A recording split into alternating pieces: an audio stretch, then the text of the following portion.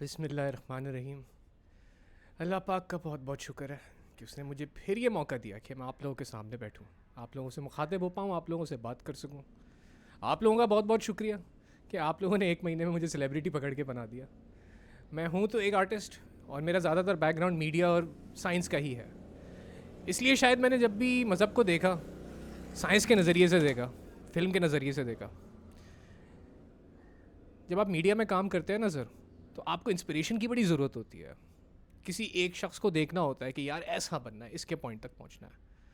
और मीडिया में ज़्यादातर इंस्पिरेशन जिन लोगों से ली जाती है, उनकी आप पर्सनल लाइफ देखो तो बहुत तबाह लाइफ होती है।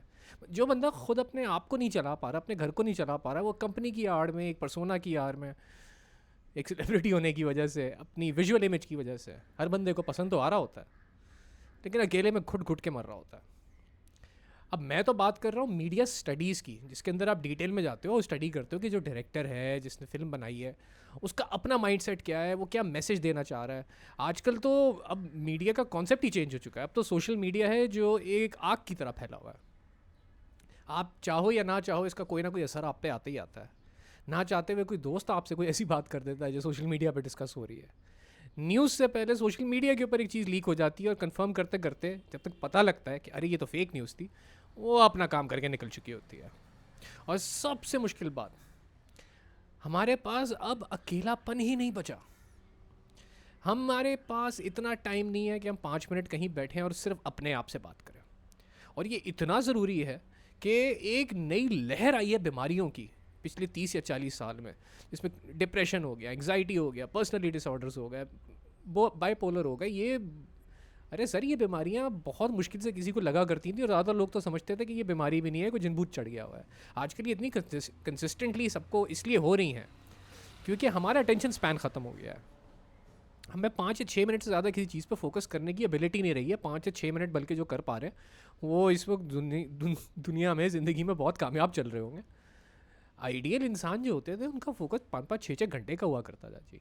बल्कि आप कभी किसी छोटे बच्चे को देखो, कैसे 2 2 3 3 घंटे तक एक काम में मगन बैठा रहता है। उसको ना किसी की आवाज़ आती है, ना कुछ किसी का सुनाई देता है, ना वो किसी से इंटरेक्ट कर रहा होता है, वो फोकस्ड होता है। और ये फोकस एक सुपर पावर है। ये सुपर पावर हर इंसान लेके पैदा हुआ है। आप ऑनलाइन देखते होगे कि कोई वीडियो बता रही है कि मुझे टेलीकिनेसिस की एबिलिटी ऐसे आ सकती है, मुझे रिमोट व्यूइंग ऐसे आ सकती है, मुझे अपने आप को सुपर हील करना आ सकता है। सर, आप ऑलरेडी ये सारी एबिलिटीज़ रखते हो। आपकी एबिलिटीज़ बंद हो गई हैं ट्रॉमा की वजह से। ट्रॉमा क्या है? ऐसी मेमोरीज़ या ऐसी कोई ज़िंदगी का वाक़या जो आपके ऊपर बहुत बड़ा छाप छोड़ गया। जैसे पहली दफ़ा माँ बाप से डांट पड़ी हो, पहली दफ़ा आग को हाथ लगाया हो, पहली दफ़ा कोई ज़ख्म खाया हो, तो उसकी मेमोरी इतनी स्ट्रांग हो जाती है कि अगली दफ़ा आप आग के करीब भी जाओ तो एक डर खुद ब खुद बिल्डअप होना शुरू हो जाता है, जो आपकी बॉडी आपको बता रही होती है। ये होती है इमोशनल मेमोरी या इमोशनल इंटेलिजेंस। ये एक पूरी किस्म इंटेलिजेंस की जो आजकल के ज़माने में ना होने के बराबर आ चुकी है, क्योंकि लोग इतना ज़्यादा कंटेंट और म्यूज़िक कंज्यूम कर रहे हैं कि उनके जज्बात उस कंटेंट के और उस म्यूज़िक के ताबे हुए हैं। अब आपको इसको बिल्कुल बेसिक लेवल पे ब्रेक डाउन करना है। आप जो अपने आप से बार बार बोल रहे हो वो भी म्यूज़िक का काम करता है। इस बात को समझें। हम लोग बेख्याली में बोल जाते हैं कि आज का दिन तो बहुत बुरा गुजरा, अरे मेरी ज़िंदगी में तो कुछ अच्छा नहीं हो रहा। आपकी बॉडी जो है ना, वो ये नहीं फ़र्क कर सकती कि आप बोल रहे हो या कोई और बोल रहे हो। जो भी साउंड, जो भी इंटेंशन, जो भी इमोशन इस बॉडी की तरफ फेंका जा रहा है, ये धड़ाधड़ जज्ब किए जा रही है और आपको 2 से 3 दिन में इसका रिजल्ट देगी। इसीलिए नमाज इतनी इंपॉर्टेंट चीज़ है। नमाज या सलाह जिसे आप कहते हो ना, ये कनेक्शन बनाता है आपका आपकी सोल के साथ वापस। ठीक है, मुसलमान के लिए ये एक बहुत बड़ी नेमत इसीलिए है।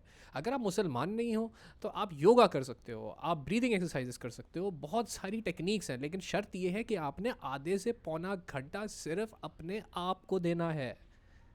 हम अपने आप को टाइम देना भूल चुके हैं। हम सोशल मीडिया को इतना सीरियसली ले रहे हैं कि जो ये बता रहा है हम उसी पर अमल कर रहे हैं। यहाँ तक कि मेरी इस वीडियो को भी जो आप देख रहे हो सोशल मीडिया पे देख रहे हो।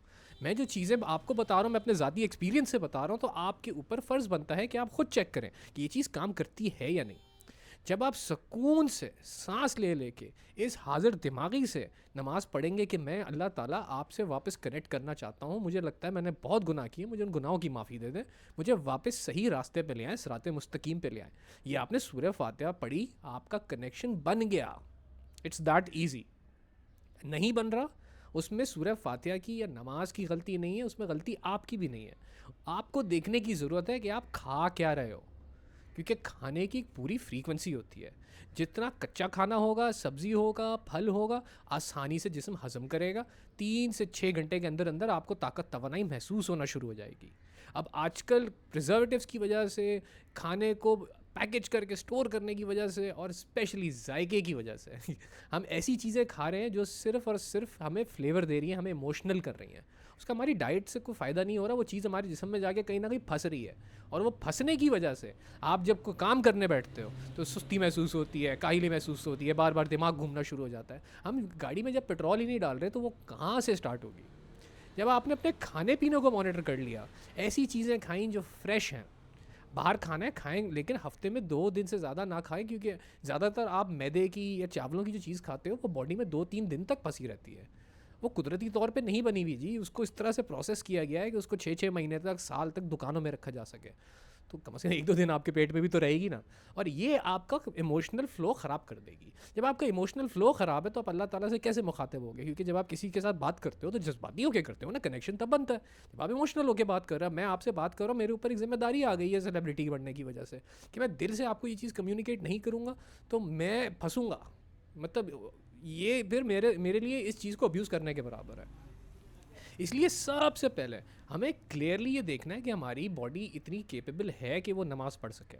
अगर केपेबल नहीं है तो नमाज को ना इल्ज़ाम दीजिए, खाली नमाज़ बैठ के पढ़ने से ही बहुत हीलिंग हो जाती है ठीक है, लेकिन वो फोकस डेवलप करने के लिए आपको अपनी बॉडी को देखना होगा, अपने अपने माइंडसेट को देखना होगा। और बॉडी और माइंडसेट का प्रॉब्लम यूजुअली जो आता है ना बिंज ईटिंग का, वो तब आता है जब आपने ज़िंदगी में कोई फोकस बनाया होता है लेकिन वो आपसे अचीव नहीं हो रहा होता और आपको एंग्जाइटी होती है। ज़्यादातर लोग इस चक्कर में बिंज ईटिंग करते हैं। स्मोकिंग भी लोग इसी वजह से करते हैं। ज़्यादातर लोग बैठ के प्रोक्रेस्टिनेट करना, मतलब बस बुराइयाँ बैठ के करते रहना, हाँ ये टेढ़ा हो गया, वो काश ये होता, काश वो नहीं होता। ये भी इसीलिए करते हैं क्योंकि आपके पास एनर्जी है लेकिन आप उसको सही जगह नहीं लगाना चाह रहे, आप मेहनत नहीं करना चाह रहे, आपको लग रहा है थोड़ी सी कम है, थोड़ी सी ज़्यादा, इसको थोड़ा बैलेंस आउट करना है। आपने नमाज़ पढ़ी ना, आपने जैसे ही नमाज़ कंप्लीट की आपका अल्लाह ताला से कनेक्शन बन गया, और जैसे ही कनेक्शन बन गया अब आपने करनी है दुआ। दुआ को आप लॉ ऑफ अट्रैक्शन में कहते हो अफर्मेशन। आपने क्लियरली बताना है आपके साथ क्या इशू है और आपको उसका क्या हल चाहिए। आपने बोलना है। जब तक ये आप बोलोगे नहीं ना, ये चीज़ काम नहीं करती। हम लोग नमाज़ पढ़ते हैं, सलाम फेरते हैं और फिर सलाम अलैकुम करके निकल जाते हैं। आपने नमाज़ पढ़ी, आपने कनेक्शन मेंटेन किया, अब उस मेंटेन्ड कनेक्शन में आपने भेजना है अल्लाह ताला की तरफ एक मैसेज। अल्लाह ताला आपसे बहुत मोहब्बत करते हैं भाई, वो आपके अंदर बैठे हुए हैं, वो आपको बाहर से कहीं से नहीं मिलेंगे, वो आपको अंदर से ही आवाज़ देंगे। और पहली आवाज़ जो अंदर से आएगी ना, वो आपकी रूह की आवाज़ आएगी, जो आपके दिमाग के शोर और इमोशंस के भड़पोड़ की वजह से बिल्कुल सुन और साकिन बैठी हुई है।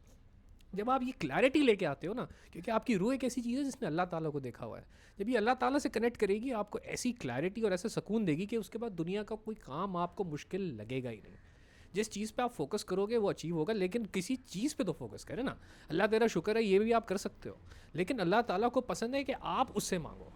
मतलब ये चीज़ लोग क्लियरली इतना समझ नहीं पाते कि अल्लाह ताला ने 4 चीज़ें अपने पास रखी हुई हैं: इज़्ज़त, ज़िल्लत, रिस्क और मौत। उसके अलावा सारी चीज़ों का हमें खुला चांस दिया हुआ है। हम दुआ करके अपना रिस्क भी बढ़वा सकते हैं, हम दुआ करके रिस्क कम करा सकते हैं। लोग कहते हैं सब कुछ पहले से लिखा हुआ है तो फिर दुआ करने का क्या फ़ायदा। सर यही तो लिखा हुआ है कि आप दुआ करोगे तो मिलेगा, वरना नहीं मिलेगा। और दुआ इतनी क्लैरिटी से करनी है कि आपको पता हो आपको क्या चाहिए। आप टीनेजर हो तो क्लैरिटी से बात करो, मुझे इस कोर्स को क्लियर करना है, मेरा ये यहाँ पे ये चीज़ फंस रही है, उस वाले दोस्त की बर्थडे आ रही है, उसके लिए गिफ्ट भी लेने आना है। अगर बड़े हो, मेरी उम्र के हो, तो वो सारे इमोशन डिस्कस करो जो लोगों को नहीं बता सकते। रोने का दिल कर रहा है, नमाज में रो लो, लेकिन आपको ये सारे इमोशंस अपने अंदर से निकालने होंगे। ये इमोशंस आपकी वाइब्रेशन बनाते हैं, और जो चीज़ आप अंदर जमा रखोगे वो आपकी नेगेटिव वाइब्रेशन में कन्वर्ट होना शुरू हो जाएगी, क्योंकि इस्तेमाल नहीं हो रही ना चीज़। बड़ी बड़ी चीज़ गल जाती है। जज्बात फ्लो में होने चाहिए, जज्बात सारे महसूस करने चाहिए। जब हाँ, जज्बात कहाँ निकालने हैं इसकी सेंस आपको होनी चाहिए। ये सेंस आजकल के ज़माने में ख़त्म होती जा रही है, अगेन सोशल मीडिया की वजह से। तो मैं एक बार आपसे फिर कहूँगा, मैंने जो सीरीज़ शुरू की है इमोशंस की, उसमें हम एक एक इमोशन को, एक एक जज्बे को पकड़ेंगे और खोलेंगे। लेकिन वहाँ जाने से पहले बराए मेहरबानी अपने जिस्म की तरफ देखें, अपनी सोच की तरफ देखें। आप कुछ ऐसा खा तो नहीं रहे, आप कुछ ऐसा कंज्यूम तो नहीं कर रहे जिसकी वजह से आपकी सेहत ख़राब हो रही है। और इसमें खाने के साथ साथ मीडिया का कंजप्शन भी आ जाता है जी। मीडिया से जो आप कंटेंट कंज्यूम कर रहे हैं ना, वो किसी खाने से कम नहीं है, क्योंकि आप जो म्यूज़िक सुन रहे हो, जो विजुअल देख रहे हो, वो आपके दिमाग में जाके फंसेगा और 3-4 दिन तक हावी रहेगा। आपको रियलाइज़ भी नहीं होगा, लेकिन हफ्ते 2 हफ्ते बाद जो आप डिसीजंस ले रहे होगे उसमें ये कंटेंट ज़िम्मेदार होगा, ये कंटेंट भी ज़िम्मेदार हो सकता है जिसको आप अभी बैठ के देख रहे हो। तो मैं उन सब लोगों से मुखातिब हो के ये कह रहा हूँ, अगर अल्लाह ताला ने आपको टच कर लिया ना, तो ये आप यहाँ तक पहुँचोगे इस वीडियो में। अगर अल्लाह ताला ने आपको अपनी फ़ील दे दी है, 1-2 दफ़ा आपका राब्ता मुमकिन हुआ है, तो समझ जाएं कि फ़ॉल्ट नमाज में नहीं है, फ़ॉल्ट आपकी बॉडी में है। आपको अपने माइंड को फोकस करना है, अपने गट को क्लियर करना है, और इसके लिए सबसे आसान तरीका रोज़ा रखना है। रोज़े की वैल्यू को अंडर एस्टिमेट ना करें।